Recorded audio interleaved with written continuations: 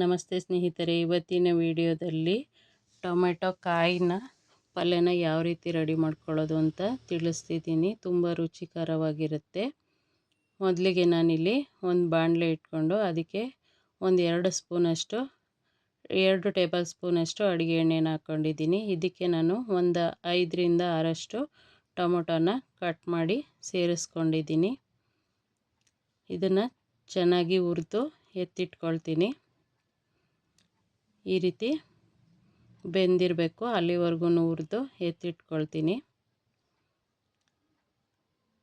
ಇದಾದ ನಂತರ ನಾನು ಅದೇ ಎಣ್ಣೆಗೆ ಒಂದು ಅರ್ಧ ಸ್ಪೂನಷ್ಟು ಜೀರಿಗೆ, 1 ಸ್ಪೂನಷ್ಟು ಸಾಸಿವೆನ ಹಾಕ್ಕೊಂಡು ಇದು ಚಿಟಪಟ ಅಂತ ಸಿಡಿದ ನಂತರ ನಾನು ಇದಕ್ಕೆ ಕಡಲೆಬೇಳೆ, ಉದ್ದಿನಬೇಳೆನ ಸೇರಿಸ್ಕೊಳ್ತೀನಿ. ಸ್ವಲ್ಪ 1 ಸ್ಪೂನಷ್ಟು ಸೇರಿಸ್ಕೊಳ್ತಿದ್ದೀನಿ.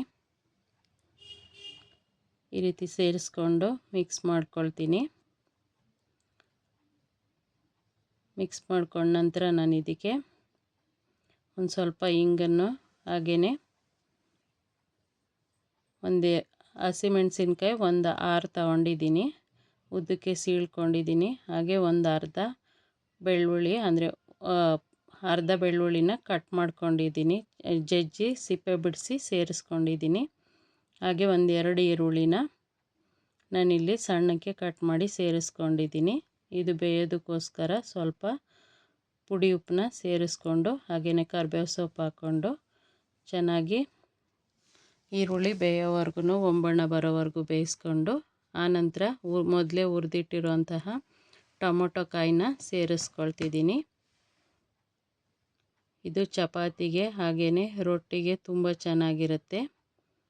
ನಾನಿಲ್ಲಿ ಕೊನೆಯಲ್ಲಿ ಸ್ವಲ್ಪ ಅಚ್ಕಾರದ ಪುಡಿ ಹಾಗೆಯೇ ರುಚಿಗೆ ತಕ್ಕಷ್ಟು ಉಪ್ಪನ್ನ ಸೇರಿಸ್ಕೊಳ್ತಿದ್ದೀನಿ. ನೀವು ಹಸಿಮೆಣಸಿನ್ಕಾಯಿ ಹೆಚ್ಚಿಗೆ ಹಾಕ್ಕೊಂಡಿದ್ರೆ, ಖಾರಕ್ಕೆ ಕರೆಕ್ಟಾಗೋಂಗೆ ತಗೊಂಡಿದ್ರೆ ಅಚ್ಕಾರದ ಪುಡಿ ಸೇರಿಸೋ ಅವಶ್ಯಕತೆ ಇರೋದಿಲ್ಲ. ಇವಾಗ ರುಚಿಗೆ ತಕ್ಕಷ್ಟು ಪುಡಿ ಉಪ್ಪನ್ನ ಸೇರಿಸ್ಕೊಂಡಿದ್ದೀನಿ. ಚೆನ್ನಾಗಿ ಒಂದು 3-4 ನಿಮಿಷ ಬೇಯಿಸ್ಕೊಂಡ್ರೆ ಈ ಪಲ್ಯ ರೆಡಿಯಾಗಿರುತ್ತೆ. ಹಾಗೆಯೇ ರುಚಿಕರವಾಗೂ ಇರುತ್ತೆ. ಒಂದು ಸಾರಿ ಟ್ರೈ ಮಾಡಿ ನೋಡಿ. ಧನ್ಯವಾದಗಳು ಸ್ನೇಹಿತರೆ.